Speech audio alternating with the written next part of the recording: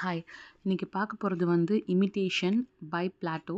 So இமிட்டேஷன்னா என்ன, according to Plato what he thinks about imitation poetry, இதுதான் வந்து பார்க்க போகிறோம். So Plato is one of the ancient scholars who was one of the first person to write criticisms.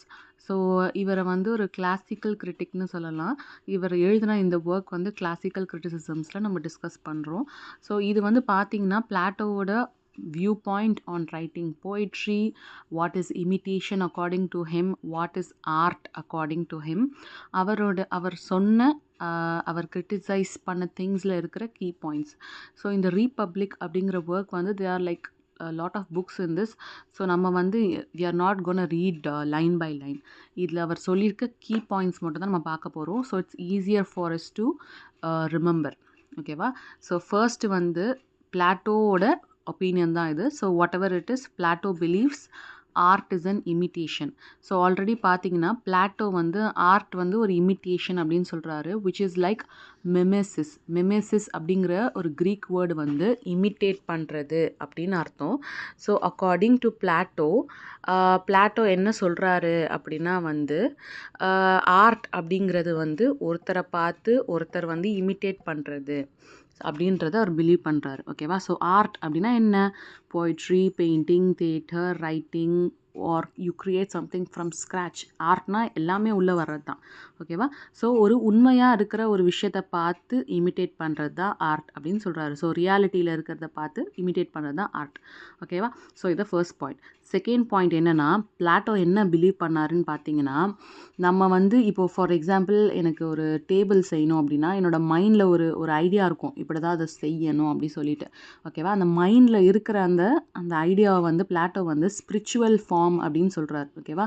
அதே மாதிரி வந்து நான் அதை செய்கிறேன், ஃபஸ்ட்டு அதை நான் வந்து அந்த ஐடியாஸை வந்து செய்கிறேன் இல்லையா, அந்த செஞ்ச அந்த டேபிளை வந்து ஃபிசிக்கல் ஃபார்ம் அப்படின்னு சொல்கிறாரு. ஓகேவா? ஸோ இப்போ என் மைண்டில் இருக்கிறது வந்து ஸ்பிரிச்சுவல் ஃபார்ம், அதை நான் வந்து அந்த ஐடியாஸை வந்து பொருளாக கொண்டு வந்திருக்கேன் இல்லையா, செஞ்சு, அது வந்து ஃபிசிக்கல் ஃபார்ம். ஓகேவா? அண்டு இந்த ஃபிசிக்கல் ஃபார்மை பார்த்துட்டு யாராச்சும் அதை ஆர்ட்டாக வந்து பண்ணுறாங்க, ஃபார் எக்ஸாம்பிள் பெயிண்ட் பண்ணுறாங்கன்னா அது வந்து இமிட்டேஷன் அப்படின்னு சொல்கிறாரு. புரிஞ்சுதா? ஸோ அக்கார்டிங் டு பிளாட்டோ ஒரு பொருள் வந்து மூணு இதில் ஸ்டேஜஸில் இருக்குது. ஒன்று வந்து ஸ்பிரிச்சுவலில், இன்னொன்று வந்து ஃபிசிக்கலில், இன்னொன்று வந்து இமிட்டேஷனில் இருக்குது அப்படின்னு சொல்கிறாரு. ஸோ என்னோடய மைண்டில் இருக்க ஃபார்ம்ஸ் அண்ட் ஐடியாஸ் வந்து பார்த்திங்கன்னா it's gonna be like spiritual form. நான் வந்து அதை செஞ்சு ஒரு பொருளை ஆக்கும் போது அதை என்னால் தொட்டு ஃபீல் பண்ண முடியும். So it is a physical form. அதை பார்த்து யாராச்சும் அதை ஆர்ட்டாக வந்து டூப்ளிகேட் பண்ணுறாங்கன்னா இட்ஸ் அன் இமிட்டேஷன் அப்படின்னு சொல்கிறாரு. ஸோ இப்போ பிளாட்டோ என்ன பிலீவ் பண்ணுறாரு அப்படின்னு பார்த்தீங்கன்னா, ஆர்ட் வந்து ஒரு வேர்ல்ட்லி ஆப்ஜெக்டோட இமிட்டேஷன் அப்படின்னு சொல்கிறாரு. ஸோ ஆப்வியஸ்லி இது நமக்கே தெரியும். என்ன சொல்ல வராரு அப்படின்னா வந்து ஒரு ஐடியல், நம்ம மைண்டில் இருக்க ஒரு பர்ஃபெக்டான ஐடியாவை ஒரு வேர்ல்ட்லி ஆப்ஜெக்டாக கொண்டு வரும். ஓகேவா? ஸோ நான் அந்த பர்ஃபெக்ஷனை வந்து நம்மளால் ஒரு வேர்ல்ட்லி ஆப்ஜெக்டில் கொண்டு போகிறது ரொம்ப ரொம்ப கஷ்டம். ஸோ அதில் ஏதாவது லேக்ஸ் இருக்கும், அந்த லேகான ப்ராடக்டையே இமிட்டேட் பண்ணுறது தான் ஆர்ட் அப்படின்னு வந்து அவர் பிலீவ் பண்ணுறாரு. ஓகேவா? ஸோ நெக்ஸ்ட் என்ன சொல்கிறாருன்னா, தேர்ட் பாயிண்ட், ஆர்ட் வந்து எமோஷன்ஸையும் பேஷன்ஸையும் வந்து என்கரேஜ் பண்ணுமா. ஆனால் வந்து நம்மளோட அறிவை வந்து, நம்மளோட இன்டலெக்டை வந்து என்கரேஜ் பண்ணாது அப்படின்னு சொல்கிறாரு. So I agree with this point actually.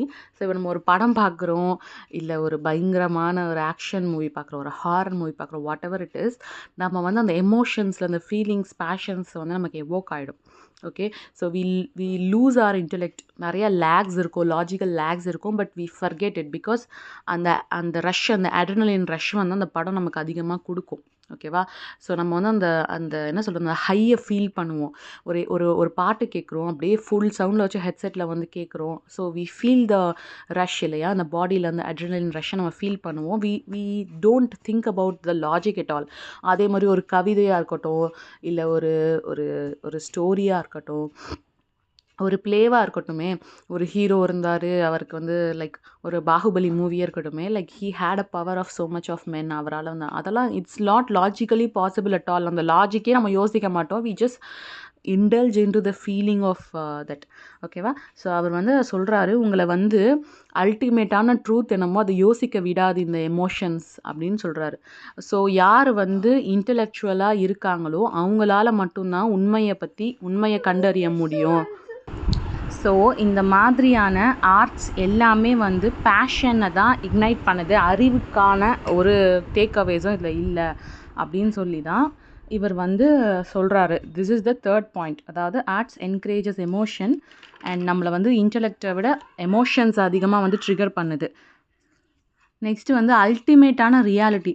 அதாவது நம்ம எப்போ பேஷன், எமோஷன், ஃபீலிங் இதெல்லாம் இல்லாமல் ஒரு ஒரு இன்டெலெக்சுவலான ஒரு கண்ணோட்டத்தில் வந்து நம்ம பார்க்குறோமோ அப்போ நமக்கு உண்மை என்ன அப்படின்ற அந்த அண்டர்ஸ்டாண்டிங் வந்து கிடைக்கும் இல்லையா?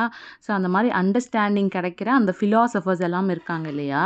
அந்த ஃபிலாசபர்ஸ் இருக்கக்கூடிய அந்த ஸ்டேட்டில், அந்த ஃபிலாசபர்ஸ் ரூல் பண்ணக்கூடிய ஒரு ஸ்டேட்டை, அந்த மாதிரி ஒரு ஸ்டேட்டில் வந்து இந்த மாதிரி போயட்ஸோ இந்த மாதிரி ஒர்க்ஸோ வந்து இடமே கிடையாது அப்படின்னு சொல்கிறாரு. ஸோ பிளாட்டோவை பொறுத்த வரையில் ஒரு ஐடியலான ஸ்டேட், அதாவது ஒரு ஸ்டேட் இப்படி தான் இருக்கணும் அப்படின்ற அவரோட கன்செப்ஷனில் வந்து ஒரு நல்ல ஃபிலாசபர்ஸ்னால தான் ஒரு ஸ்டேட்டை நல்லபடியாக ரூல் பண்ண முடியும் அப்படின்னு அவர் பிலீவ் பண்ணார். அப்போது ஒரு ஃபிலாசபர் ரூல் பண்ணுற ஒரு ஐடியலான ஸ்டேட்டில் இந்த மாதிரியான ஒரு போய்ட்ரி, அதாவது வந்து இல்யூஷன் கொடுக்குற, ஃபால்ஸாக வந்து ஒருத்தரை வந்து கடவுள் அளவுக்கு வந்து அதிகப்படுத்தி பேசுகிற ஒரு போய்ட்ரி, ஒரு கவிதையாக இருக்கட்டும், லைக் உண்மைக்கு அப்பாற்பட்ட எல்லாத்தையும் அந்த மாதிரி திங்ஸை வந்து மிஸ்கன்செப்ஷன்ஸ் கொடுக்குற அந்த போய்ட்ரி வந்து என்னோட ஐடியலான ஸ்டேட்டில் இருக்க நான் விரும்ப மாட்டேன் அப்படின்னு சொல்கிறார். சரியா? ஸோ எதனால அப்படின்னா வந்து இந்த மாதிரி ட்ராமாவும் போய்ட்ரியும், அதாவது ரியலிஸ்டிக்காக இல்லாமல் ரொம்ப ஒருத்தரை பெருமைப்படுத்தி தூக்கி வச்சு இந்த மாதிரி பண்ணுற ஒரு போய்ட்ரி வந்து ஒரு ஸ்ட்ராங்கான கேரக்டரையோ இல்லை அறிவுக்கு சம்பந்தமான எந்த ஒரு நாலேஜையுமே கொடுக்கறது கிடையாது. ஓகேவா? It's just a story, it's just a போயமே தவிர அது நம்மளுடைய பர்சனாலிட்டியோ நம்மளோட கேரக்டர்ஸையோ டெவலப் பண்ணுறதுக்கான எந்த ஒரு தேவைகளையும் அது செய்கிறது கிடையாது. ஓகேவா? ஸோ இது வந்து ஒரு பாயிண்ட்டு.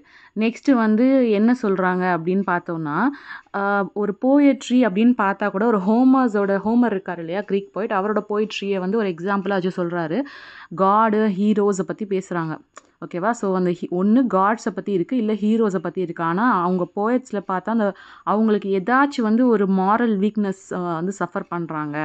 ஸோ அவங்க வந்து ஒரு பர்ஃபெக்டான கேரக்டராக போர்ட்ரே பண்ணுறது கிடையாது அப்படின்ற மாதிரியும் சொல்கிறாரு. நெக்ஸ்ட்டு வந்து பார்த்தா ஒருத்தர் வந்து ஒரு கேரக்டரை ப்ளே பண்ணுறாங்க. ஸோ அந்த குறிப்பிட்ட டைமுக்கு வந்து தன்னோட கேரக்டரில் இருந்து அவங்க ப்ளே பண்ணுற கேரக்டருக்கு வந்து அவங்க சேஞ்ச் ஆகுறாங்க.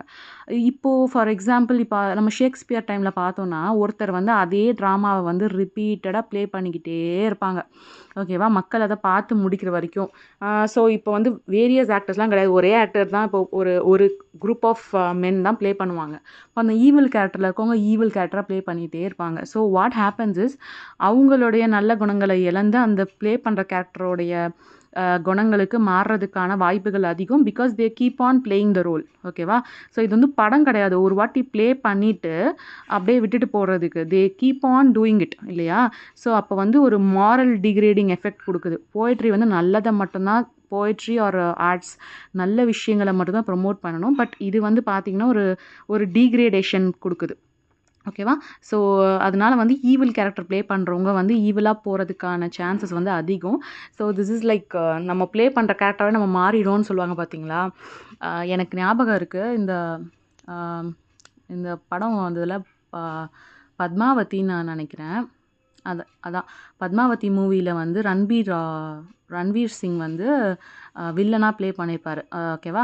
ஸோ அப்போ வந்து ஹீ செட் இன் இன்டர்வியூ, அந்த கேரக்டரை விட்டு என்னால் ஒரு 10 நாள் வெளியே வரவே முடியல அப்படின்னு இன்டர்வியூ சொன்னது எனக்கு ஞாபகம் இருக்குது. ஐ தாட் எப்படா இப்படிலாம் இருக்குமா அப்படிங்கிற மாதிரி. பட் டீப்லி இன்வால்வ் ஆனவங்க, அதாவது வந்து கொஞ்சம் மென்டலி வீக்காக இருக்க பீப்புளுக்கு வந்து இன்னும் ஈஸியாக வந்து அவங்க ப்ளே பண்ணுற கேரக்டரை அப்சர்வ் பண்ணுவாங்க. ஸோ ஈவில் கேரக்டர்ஸ் ப்ளே பண்ணுறவங்க there's a chance that they can observe the evilness அப்படின்ற மாதிரி இவர் ஃபீல் பண்ணுறாரு.